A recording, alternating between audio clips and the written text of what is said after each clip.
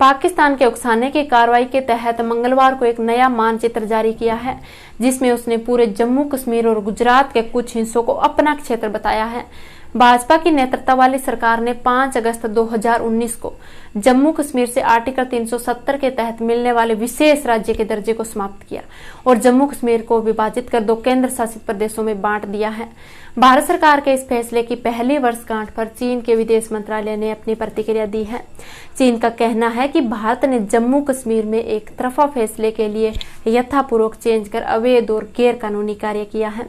जब भारत सरकार ने पिछले साल जम्मू कश्मीर से अनुच्छेद 370 को समाप्त किया था, तब भी चीन ने ऐतराज जताया था।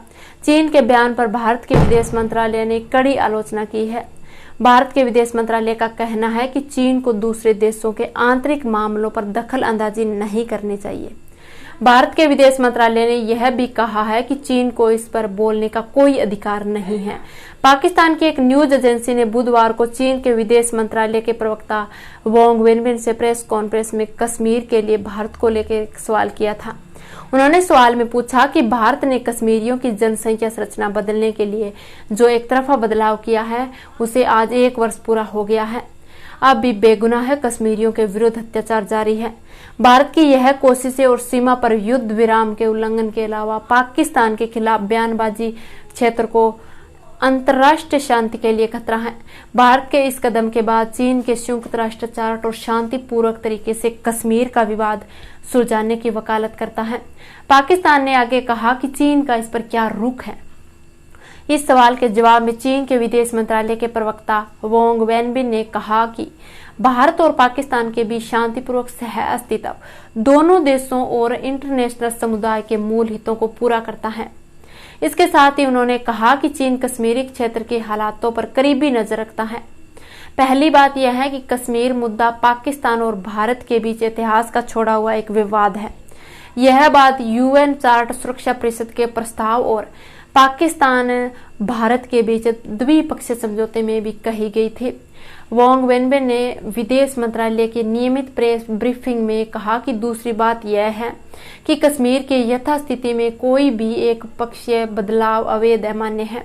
तीसरी बात यह है कि कश्मीर मुद्दे संबंधी पक्षों के बीच बातचीत और वार्ता के जरिए उचित रूप से शांतिपूर्वक ढंग से हल होनी चाहिए। चीन ने पिछले साल भारत के कदम को अस्वीकार करार दिया था। चीन के प्रस्ताव ने कहा कि भारत और पाकिस्तान 2 पड़ोसी देश हैं, जिन्हें दूर नहीं किया जा सकता। दोनों देशों के बीच शांतिपूर्वक संबंध दोनों देशों के मूल हितों में है और यह इंटरनेशनल समुदाय की आकांक्षाओं को भी पूरा करते हैं। चीन यह उम्मीद करता है कि दोनों देश बातचीत के जरिए अपने मतभेदों को दूर करें और रिश्तों को बेहतर बनाएं। इससे दोनों देशों के पूरे इलाके में तरक्की और शांति और स्थिरता आएगी। इसी प्रेस कॉन्फ्रेंस में साउथ चाइना मॉर्निंग पोस्ट ने वांग वेनबिन से पाकिस्तान की तरफ से मंगलवार को जारी किए गए नक्शे के बारे में पूछा कि पाकिस्तान के राष्ट्रपति ने नया मानचित्र जारी किया है, जिसमें पाकिस्तान के कब्जे वाले कश्मीर को विवादित इलाके के तौर पर बताया है। इस पर आप क्या प्रतिक्रिया देना चाहते हैं? इस सवाल के जवाब देते हुए चीन के विदेश मंत्रालय के प्रवक्ता ने कहा कि मैंने पहले ही कश्मीर मुद्दे पर चीन का रुख बताया है और मैं अब इसको दोहराना नहीं चाहता हूँ। पिछले साल चीन के विशेष रूप से लद्दाख को केंद्र शासित प्रदेश बनाए जाने पर आलोचना की थी। तब भी भारत ने अक्साई चीन को लद्दाख का हिस्सा बताया था, जो अभी चीन के कब्जे में है। भारत ने कहा कि इससे सरहद में कोई बदलाव नहीं होगा।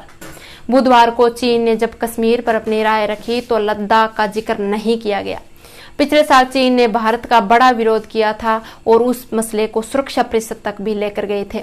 भारत के अधिकारियों का कहना है कि पाकिस्तान ने अपने कब्जे वाले कश्मीर में तो कई तरह के आंतरिक बदलाव कर दिए हैं, लेकिन तब तो चीन को कोई दिक्कत नहीं हुई। पाकिस्तान ने गिलगित बाल्टिस्तान में प्रशासनिक बदलाव किए हैं।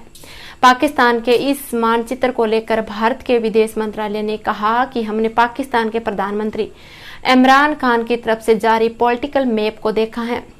उनके इन रहस्यास्पद वालों की न तो कानूनी वैधता है और न ही इंटरनेशनल विश्वसनीयता। हालांकि भारत के विदेश मंत्रालय के बयान जारी कर कहा कि यह पाकिस्तान की नई कोशिश सीमा पार आतंकी सहायता से क्षेत्रीय विस्तार में सनक वास्तविकता की पुष्टि करती है।